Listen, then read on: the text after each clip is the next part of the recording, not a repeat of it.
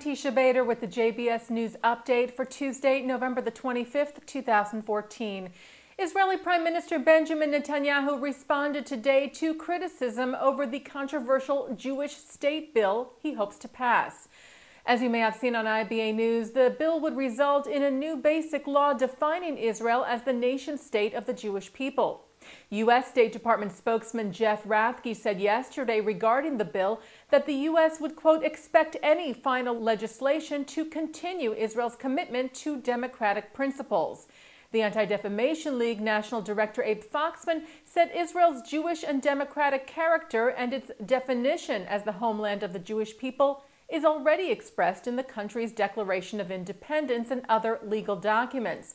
And, quote, attempts to further codify this concept in the basic laws are well-meaning but unnecessary. Foxman said it is troubling that some have sought to use the political process to promote an extreme agenda, which could be viewed as an attempt to subsume Israel's democratic character in favor of its Jewish one.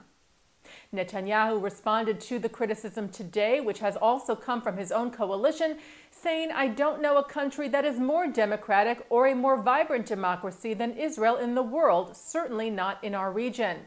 What is being challenged, the Prime Minister said, is Israel's existence as the nation-state of Jewish people, and therefore we will anchor in the law this national right of the Jewish people alongside a guarantee of individual rights for all its citizens. Netanyahu further said that this recognition would be the basis of any future peace accords. A Knesset vote on the bill has been postponed until next week. Israel's Defense Minister Moshe Ya'alon expressed his gratitude to outgoing U.S. Secretary of Defense Chuck Hagel, calling him a true friend of Israel. Hagel announced yesterday that he was stepping down from his post.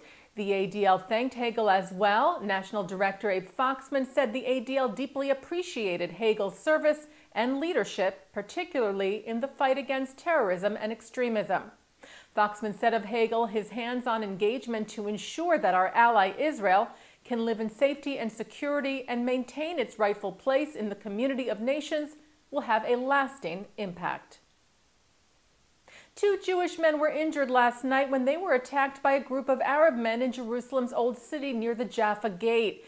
As you may have seen on IBA News, one of the men, said to be in his 40s, was stabbed in the upper torso. He was evacuated to Shaarei Tzedek Medical Center and is listed in moderate condition. The other man was lightly injured. Police arrested one suspect and continue their search for additional suspects.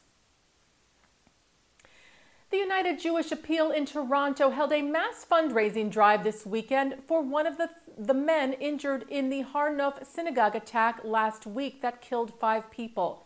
53-year-old Howie Rothman, father of 10, made Aliyah from Canada to Israel 30 years ago.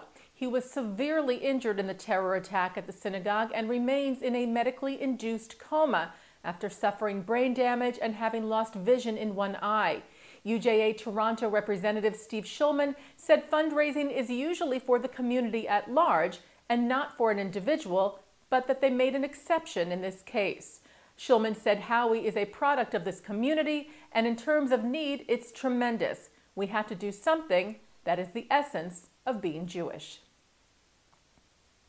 U.S. President Barack Obama today presented the Presidential Medal of Freedom, the country's highest civilian honor, to 18 individuals who have made, quote, meritorious contributions to U.S. security, world peace, or cultural endeavors.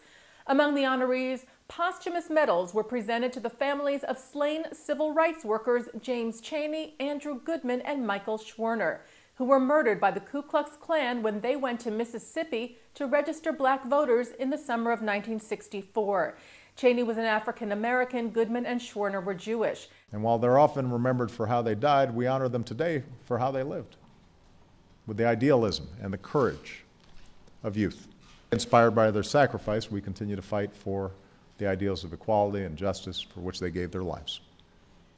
The Jewish Council for Public Affairs has named Dr. Linda Meisel as its new Director of Israel and International Concerns. Meisel, who will assume the role in January, will oversee JCPA's efforts to foster American support for Israel, protect world Jewry, and advance international human rights.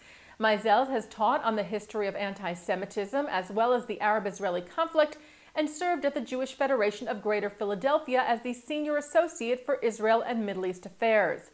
JCPA President Rabbi Steve Gutto said Meisels was uniquely qualified to navigate the vital work of the Council at this complex and dangerous time for Israel and world Jewry.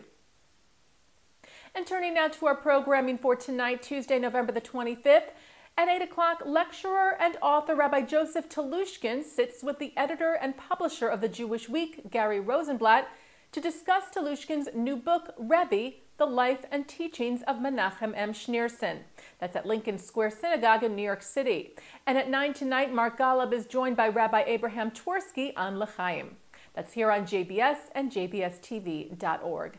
And that's the JBS News Update for Tuesday, November the 25th, 2014. I'm Teisha Bader.